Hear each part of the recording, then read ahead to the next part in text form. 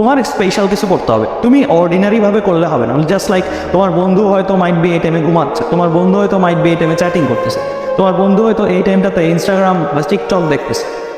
হ্যাঁ, সাময়িক রিক্রিয়েশন তোমার চেয়ে বেশি, তা অনেক বেশি। তুমি আর ফিল করতে হবে যে তুমি থাকে না রোজার সময় আমরা সংযম রাখি, রোজার সময় আমরা সংযম থাকবো। তো তোমার টাইমটা মনে করতে হবে যে পুরো টাইমটাই রোজা। রোজা এই সেন্সে যে তুমি সংযম রাখবা, নিজের সংযত রাখবা অলওয়েজ। এইচএসসি লাইফে আসো অ্যান্ড তুমি একটা মিশনে আসো, তুমি এনজয় করবা, তুমি আরও বেশি এনজয় করো, সবার চেয়ে বেশি এনজয় করো, আমার চেয়ে বেশি, সবার চেয়ে বেশি এনজয় করো। তুমি যেহেতু ভালো স্টুডেন্ট অ্যান্ড পরিশ্রম করছো অনেক বেশি, তুমি যখন ধরো ফর এক্সাম্পল গুগলের লিড ইঞ্জিনিয়ার বা এরকম বড় বড় পজিশনগুলোতে যাবো, তখন তোমার এনজয়মেন্ট কি বাকি কেউ ধরার ছোঁয়ার কাছে থাকবে? তখন কি আমরা তো বাকিরা কেউ কি তোমার ধরা ছোঁয়ার কাছে এনজয় করতে পারবো? বা তুমি যে পরিমাণের এনজয় করার সুযোগ স্কোপ সব কিছু তোমার কাছে আল্লাহ দিবে, সেটা কি বাকি কাউরে দিবেন? সো তোমরা ফিল করতেছো তুমি 2000 তোমার জন্য মাইট বি এর চেয়ে বেটার ওয়ার্ল্ড, যেটা হচ্ছে আরও ফিউচারিস্টিক, আরও ধরো অ্যাডভান্স টেকনোলজি আসছে, ওই ওয়ার্ল্ডটা তোমার জন্য। ওই ওয়ার্ল্ডে তুমি মার্সিডিজ চালাবো, ওই ওয়ার্ল্ডে তুমি টেসলা চালাবো। সো দ্যাটস ওয়াই তুমি বর্ন করছো, দ্যাটস ওয়াই তুমি জন্ম নিয়েছো, দ্যাটস ওয়াই তুমি পরিশ্রম করছো। এইভাবে যদি না নিতে পারো মোটিভেশনটা নিজের মধ্যে, তাহলে তোমার এই পরিশ্রমটা কখনোই ভর্তিক লাগবে। ভর্তিক লাগবে তখনই যে তুমি একটা গ্রেটার ড্রিম দেখো। নট লাইক সারা বছর থাকে না চাকরি করবো, সারা বছর কাজ করবো, নট লাইক তুমি এরকম ড্রিম দেখো না। তুমি একটু এক্সট্রাঅর্ডিনারি, তুমি 35-36 এজে রিটায়ার করবা অ্যান্ড তোমার হাতে আল্লাহর মধ্যে দ্যাট মাচ ক্যাশ থাকবে, তোমার ফ্যামিলি, তোমার পরিবার পরিজন সবাইকে তুমি অ্যাকচুয়ালি হ্যাপি রাখতে পারো, সবাই প্রাউড করবে তোমাকে নিয়ে, অ্যান্ড সবাইকে তুমি পুরো ওয়ার্ল্ড ট্যুর দেওয়াতে পারো, তোমার আম্মু আব্বুকে অ্যান্ড তোমার ফুল ফ্যামিলিকে, অ্যান্ড তুমিও প্রত্যেকটা জায়গায় মানে তোমার বেসিক্যালি মানে লাইফটাকে তুমি অ্যাকচুয়ালি কী করতে পারবা, যে দান করা থেকে শুরু করে সব জায়গা থেকে তুমি, তোমার এমন হবে না যে কোনো একটা জিনিস অ্যাকচুয়ালি প্রাইস ট্যাগ দেখে নিতে হচ্ছে, বা লাইক তুমি একটা ড্রিম দেখো বাট ওই ড্রিমটা তুমি ফুলফিল করতে পারছো। সো তোমার মধ্যে মোটামুটি ড্রিম ফুলফিল করার এভরি ক্যাপাসিটি থাকবে। সো ওইভাবে তুমি পরিশ্রম করতেছো, ওইভাবে তুমি গ্রো হতে চাচ্ছ। সো তোমার অবশ্যই অন্যান্যদের মতন রিক্রিয়েশন করলে হবে না, তাহলে তো সবাই ওই লাইফটা পেতো, সবাই তো এই লাইফটা পায় না। অ্যান্ড সামনে যে যুগটা আসছে, টু বি অনেস্ট, সেই যুগটা অনেক কঠিন হবে, কঠিন হবে আবার সহজও হবে।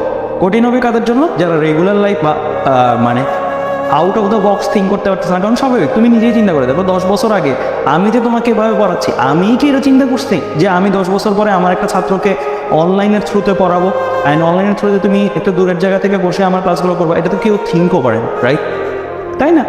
তো আজকে থেকে 10 বছর পরেও তার মানে এমন কিছু জব তৈরি হবে যেই জবগুলো মাইট বি কেউ থিঙ্ক করতেছে না, আবার এমন কোনো জব বাতিল হয়ে যাবে যেই জবটা মাইট বি এখন অনেক থিয়ারিস্ট, অনেক ড্রিম জব, রাইট? সো যুগ অনেক র্যাপিডলি চেঞ্জ হচ্ছে, টেকনোলজি অনেক ফাস্ট আগানোর কারণে। সো সামনের যে যুগটা আসতেছে, ওই যুগে বেসিক্যালি তুমি যদি টেমপ্লেট জব, টেমপ্লেট কিছু করার চিন্তা ভাবনা করো, মাইট বি সাকসেসফুল নাও হতে পারে। সো তোমার একটু অ্যাডভান্স থিঙ্কিং করতে হবে। অ্যান্ড অ্যাডভান্স থিঙ্কিংয়ের সুবিধা যেটা, সেটা হচ্ছে যে একজন অনেকজনের ইনকামটা করে ফেলে। ধরো একজন মানুষ একটা কিছু আবিষ্কার করলো, সে অনেকজনের ইনকামটা করে ফেলবে, আর অনেকজন বেকার হয়েছে। সো এটা অ্যাকচুয়ালি আমি বলবো পজিটিভ না নেগেটিভ আমি জানি না, বাট একজনের জন্য এটা খুবই পজিটিভ, বাকি জনের জন্য এটা কি বেকারত্ব, রাইট? সো দেখো তুমি প্রত্যেকটা টেকনোলজি যতগুলোই আগাচ্ছে, প্রত্যেকটা টেকনোলজির এভলিউশন কি এক একটা জবকেই তো কিল করতেছে, রাইট? এক একটা প্রফেশনকেই তো কিল করতেছে, রাইট? অ্যান্ড প্রফেশনকে কিল করতে অ্যাটলিস্ট কি ওই প্রফেশনে যারা মানুষ ছিল তাদেরকে বিকল্প ভাবতে হচ্ছে, তাদেরকে বিকল্প জায়গায় যেতে হচ্ছে। অ্যান্ড যারা এটা ক্রিয়েট করতেছে তারা মাইট বি কি 100 জনের ইনকামটা ও একা করে ফেলতেছে, রাইট?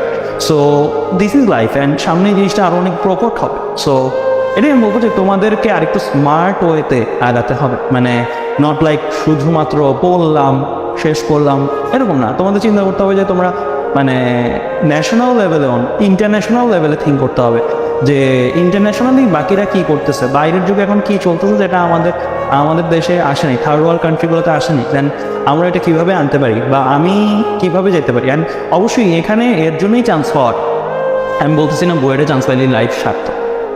কারণটা কি? কারণ হচ্ছে ধরো ফর এক্সাম্পল তুমি বুয়েটে চান্স পাইলে না, বা ভালো কোনো কিছু অ্যাচিভ করো না, নট অনলি বুয়েট বাট তুমি যে কোনো জায়গা থেকে ভালো করতে পারো, সো করলা না, তো তোমাকে কেন শুনবে? ওয়াই? তুমি একটা স্টেজে দাঁড়ায় কথা বলবা, তোমাকে মানুষ শুনবে? এত সময় নেই তো মানুষের।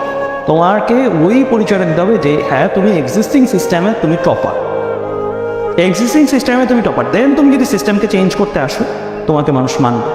তুমি যদি এক্সিস্টিং সিস্টেমে ফেইলিয়ার হও অ্যান্ড তুমি সিস্টেমটা চেঞ্জ করতে চাচ্ছ, তাহলে মানুষ ভাবে কি ও পারে না নিজে, অ্যান্ড ও এখন এক্সকিউজ বা ও এখন নিজের ব্যর্থতাটাই ডাকতেছে সিস্টেমের দোষ বলে। মাইট বি তুমি রাইট